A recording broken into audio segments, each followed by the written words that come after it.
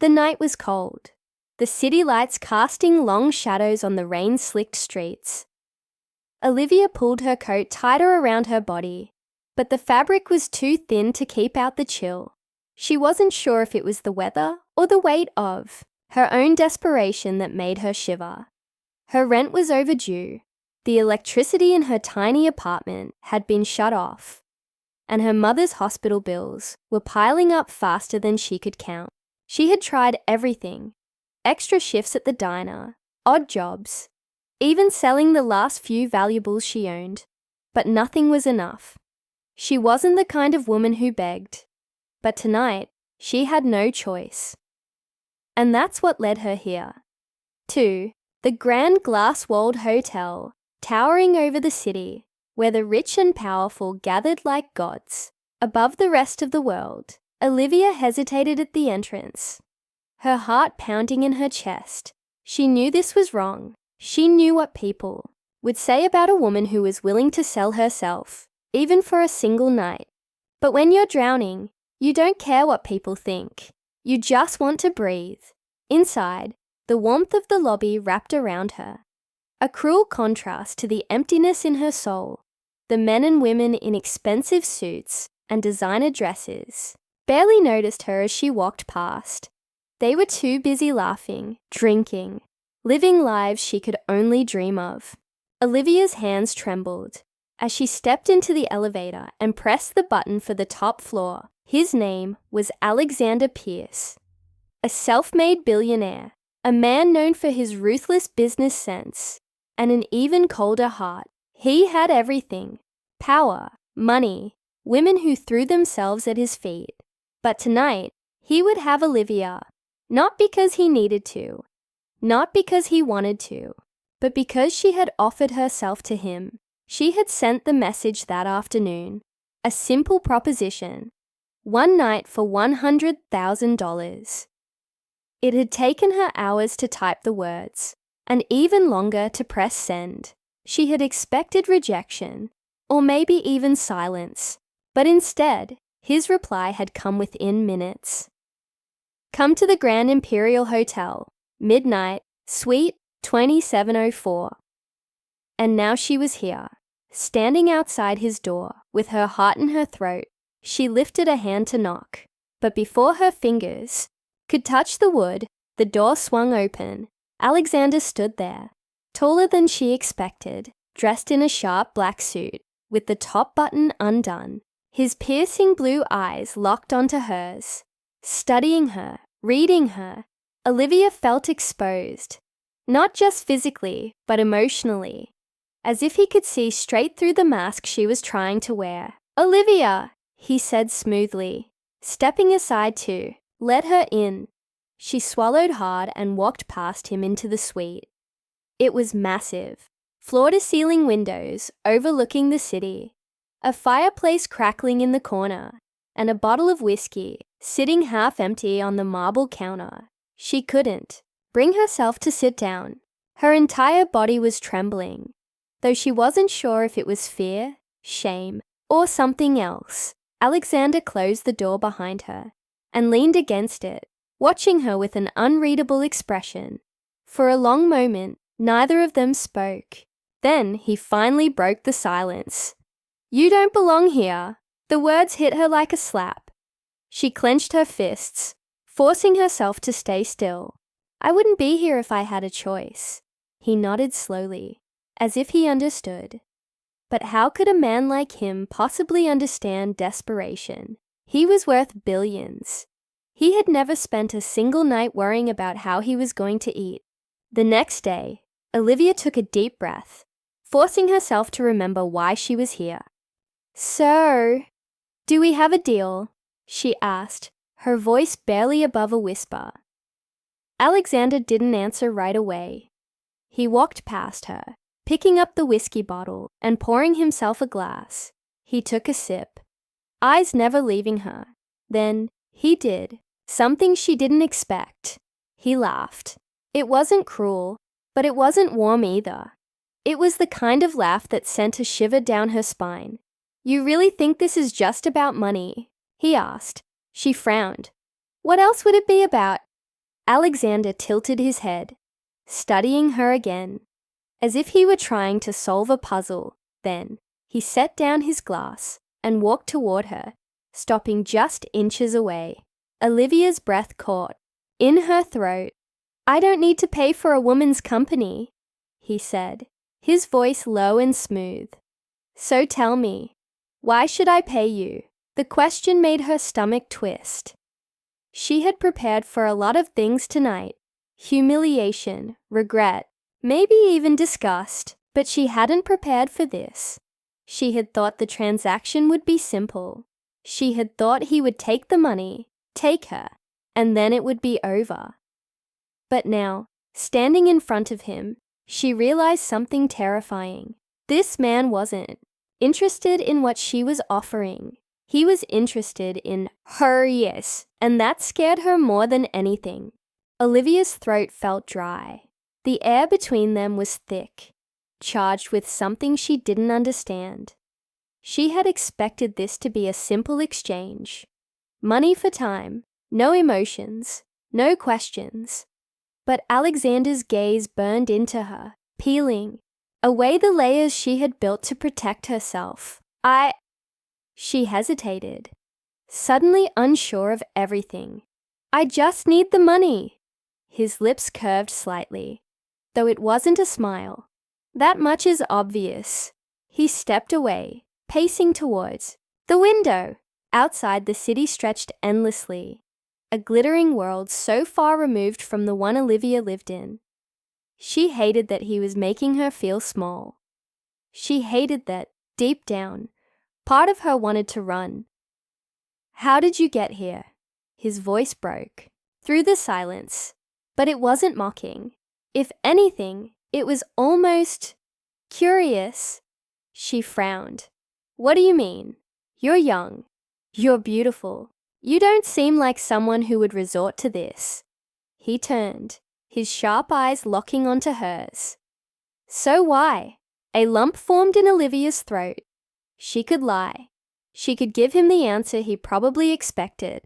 Something shallow, something easy, but something about the way he looked at her made her want to tell the truth.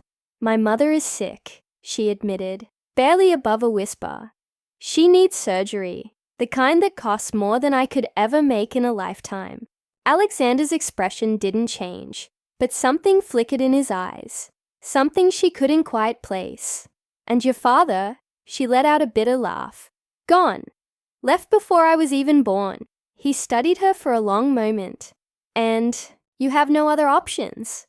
Olivia clenched her fists. She had tried everything. Working 2 jobs, taking out loans she could never pay back, even begging the hospital to give her more time, but nothing had worked. "No," she said. Alexander walked over to the counter, picked up his wallet, and pulled out a thick stack of bills. He tossed it onto the table between them. "There's 50,000. Take it and walk away." Her heart pounded. "That's only half." His jaw tightened.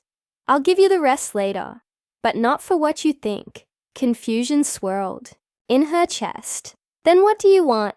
He exhaled sharply, as if frustrated with himself. "I want you to stay." She blinked. "Stay? For a month?" He clarified. "You'll have everything you need. A place to stay, food, clothes, whatever you want. But there will be no transaction." His eyes darkened slightly. "No selling yourself." Her stomach twisted. This wasn't what she had agreed to. This wasn't how these things were supposed to go. "Why?" she asked, wary. Alexander's fingers tapped against the glass of his whiskey tumbler. He hesitated, as if choosing his words carefully. "Because I want to know if there's something more to you than desperation." A strange mix of emotions washed over her. Anger, disbelief, even something dangerously close to hope. But hope was a luxury she couldn't afford. "And if I say no?" she challenged.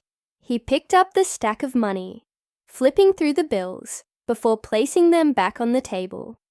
"Then you walk out of here with nothing." Olivia's breath caught in her throat. This was a test, she realized. He wanted to see what she would do, what kind of person she was. Her mother's face flashed in her mind. Fragile and exhausted in that hospital bed, she thought about the eviction notice taped to her door, the empty fridge, the nights spent crying herself to sleep, wondering how much more she could take. She had no choice. Slowly, she reached out and took the money. Alexander's lips pressed into a thin line, as if her decision had confirmed something for him. He finished his drink in one smooth motion, before setting the glass down. "You'll stay in the guest room," he said, his voice cool, controlled. "We'll start tomorrow." And just like that, the deal was made. The next few days were nothing like Olivia had expected. She had assumed Alexander would barely acknowledge her, that he would go about his billionaire life while she sat in the background, waiting for time to pass. But she was wrong. He was everywhere. At breakfast, he would sit across from her, watching as she picked at the expensive meals laid out for her. In the afternoons, he would find her in the library, handing her books with little more than a glance, as if testing to see which one she would choose. And at night, when she sat by the massive window overlooking the city, she could feel his presence in the room, even when he said nothing. It was unsettling. It was also something else. She hated that she was starting to notice the way his jaw tightened when he was lost in thought, the way his fingers tapped against the table when he was restless. She hated that sometimes, in the quiet moments, she felt like he wasn't the cold-hearted billionaire the world thought he was. But she had to remind herself, this wasn't real. And then, one night, everything changed. She had woken up from a nightmare, her heart racing, her breath coming in short, panicked gasps. She didn't even realize she had left her room until she found herself standing in the living room, her arms wrapped around herself. She barely heard the footsteps behind her until Alexander's voice broke the silence. "Can't sleep." She turned, finding him standing there in sweatpants and a fitted shirt, his hair slightly tousled. He looked different like this, less intimidating, almost human. Olivia shook her head, staring out at the city. "I used to dream about this," she admitted softly. "Living in a place like this, never worrying about money, never being afraid of tomorrow." She exhaled a shaky breath. "But even here, I'm still scared." Alexander didn't respond right away. When he finally spoke, his voice was quieter than she'd ever heard it. "You're not the only one." She turned to him, frowning. "What could you possibly be afraid of?" His jaw tensed. "Trusting people." She let out a bitter laugh. "You don't seem like the type to trust anyone." He met her gaze, something unspoken passing between them. "I wasn't always like this." Olivia swallowed. She wanted to ask more, to understand what he meant, but she knew better than to pry. And yet, for the first time since she met him, she realized something. Alexander Pierce wasn't just a man with too much money and too little heart. He was something else entirely, something broken, just like her. The silence stretched between them, heavy with things neither of them dared to say. Olivia had spent her whole life believing that men like Alexander Pierce had everything: money, power, control.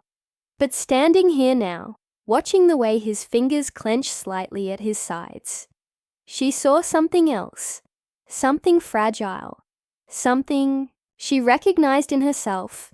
She wanted to ask more, to push him to tell her what had broken him, but she stopped herself. They weren't friends. They weren't lovers. They were two people caught in a situation that never should have happened. And yet, something between them had shifted. Days turned into weeks, and Olivia started to see the cracks in Alexander's armor. He wasn't as cold as he pretended to be. He noticed things, like how she liked her coffee, or how she stared out at the city when she thought no one was watching. He didn't talk about his past, But sometimes, when the night stretched long and quiet, he would say something, just a sentence or two, that hinted at wounds he had never let heal. She wasn't supposed to care, but she did, and then everything fell apart. It happened one evening when Olivia stepped outside to get some air. She wasn't expecting to hear voices. "She's a nobody, Alexander." The words sent a chill down her spine. She recognized the voice. It belonged to one of his business partners, a man who had been at the house earlier. She pressed herself against the wall, listening. She has no money, no power. You think she's different. She's just another girl after what you have. A pause. Olivia held her breath. Then, Alexander's voice, low and sharp. "You don't know anything about her." A scoff. "Come on. You don't actually believe she cares about you, do you?" A cruel laugh. "What do you think would happen if she knew the truth?" A beat of silence. Olivia's stomach twisted. "What? Truth?" she whispered to herself. She heard movement, footsteps, heading toward the door. She backed away quickly, heart hammering, and rushed inside before they could see her. She didn't know what the conversation meant, but something about it felt wrong.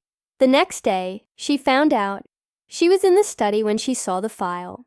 It was left on the desk, half open. Her name was on the first page. Her entire life laid out in black and white. Where she grew up, how much debt she had, her mother's illness, the eviction notice she thought no one knew about, and at the bottom, Alexander's signature. Her hands shook as she flipped through the pages. Bank transactions, payments. She wasn't here because she had nowhere else to go. She was here because Alexander had found her. He had known everything from the beginning. Bile rose in her throat. "Olivia!" She spun around. Alexander stood in the doorway, his expression unreadable. But she saw it now. The careful calculation. Behind his kindness, the control he had over everything, including her. "You knew," she whispered, her voice shaking. "You knew everything." He stepped forward. "I was trying to help you." "By buying." "Me?" She let out a hollow laugh, tears stinging her eyes. "Was this all some kind of test? A game to see if I'd take your money?" His jaw tightened. "It wasn't like that." "Then what was it like, Alexander?" she demanded. "Tell me, because from where I'm standing, it looks like you pulled me into your world, just to prove a point." For the first time, she saw hesitation in his eyes. And that hurt the most, because it meant that maybe, just maybe, there was some truth to it. She shook her head. I thought you were different." She turned to leave, but his voice stopped her. "I was different with you." She froze. His voice was quiet, almost vulnerable. "I didn't bring you here to control you. I brought you here because I knew what it was like to lose everything. And I thought if I could help you, maybe—" He stopped himself, exhaled. "Maybe I wouldn't feel so empty." She closed her eyes, willing herself not to fall apart. "You don't fix yourself by owning other people," she said softly. He didn't answer. The choice was clear now. She could stay. She could let herself believe that what they had meant something. But she knew better. Some wounds didn't heal in someone else's shadow. She turned back to him, her voice steady. "I'm leaving." A flicker of something passed over his face, something close to pain, but he didn't stop her. She packed her things and walked out of that penthouse, out of his world, and back into her own. And yet, when she stepped into the night, she didn't feel the same. Because for the first time in a long time, she wasn't running from desperation. She was walking toward herself.